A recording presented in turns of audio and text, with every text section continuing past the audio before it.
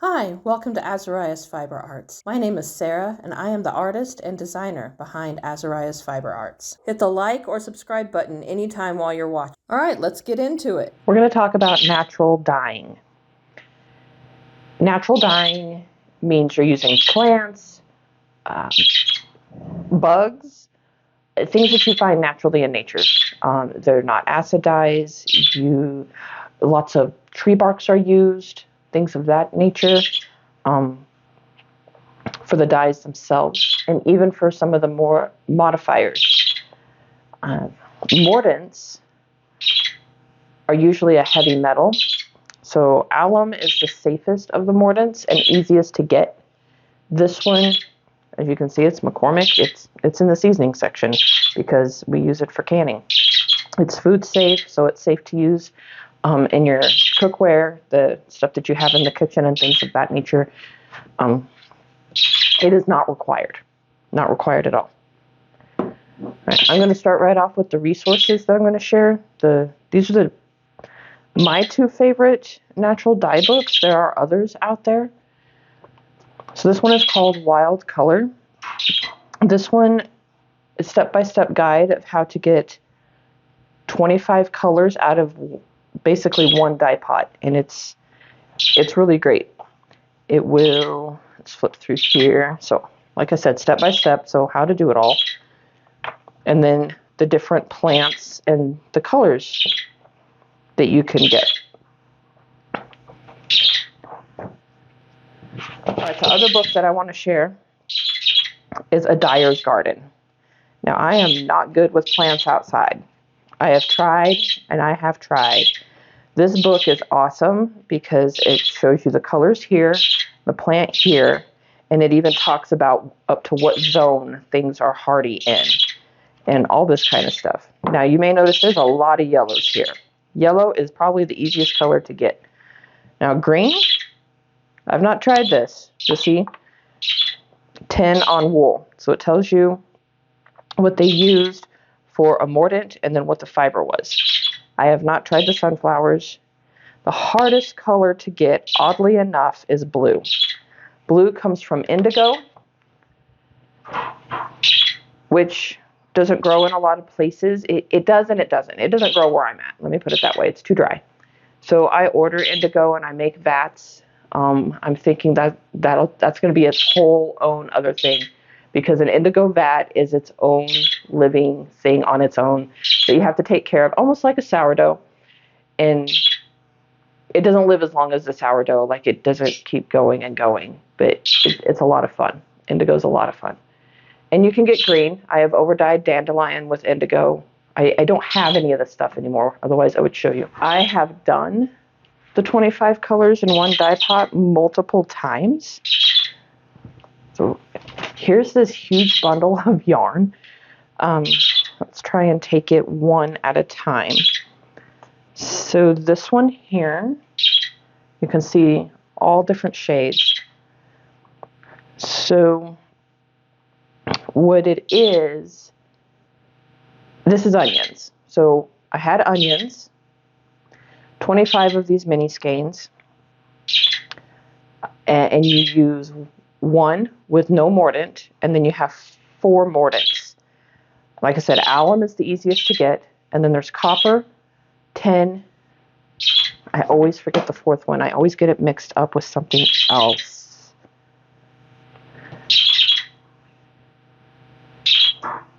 Iron. It's iron. So those are the 4 mordants, and then on top of that, you use 4 modifiers. And that's why I get them mixed up.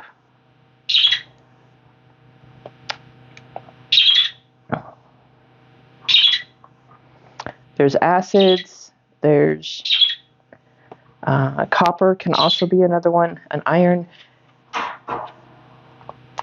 And there will be more detail on that in the blog post that goes with this video. Okay, so this is onions. This is where I recommend you start with your natural dye, because onion skins, that's all you have to collect. They're the easiest ones to collect out of the foodstuffs because they're already dry. If you talk to the produce manager or the stock person in your produce section, you might even be able to get them to save the onion skins for you so that it won't take you as long. But talk to your friends, talk to your family, and they don't have to be kept in the fridge. They can be just kept in a little net bag like a little net produce bag, and be just fine. The ones that I have a hard time collecting are avocado skins and pits because they've got to be really, really clean. And even though the 2 states that I've lived in are dry and desert, I still end up with mold. So I usually freeze avocados. Speaking of avocado, that's this one. But I didn't get a lot of the color out of it that I wanted. This hat right here, this hat was dyed with avocado skins, but I did it at a very low and slow temperature, which is why the pink stayed, and the pot was enamel, so there was no metal to mess with that color. This is onions, avocados, which if you're careful and slow and very patient, you can get more pinks out of the avocado. This guy's almost a purple in some lights. Right? This one is madder. So madder is a root. You can order powdered madder from multiple places. Just look it up online that you want to dye with it, and you can order it. I will put a couple of the places that I order dye stuffs from in the description. Another favorite of mine, and something my daughter has actually been able to collect wild since we moved to southern New Mexico, is the cochineals. So these are bugs, and they're whole dried bugs because it's at a certain time in I believe the female cycle of something going on, that this pink comes out. And you see how many pinks and purples are in here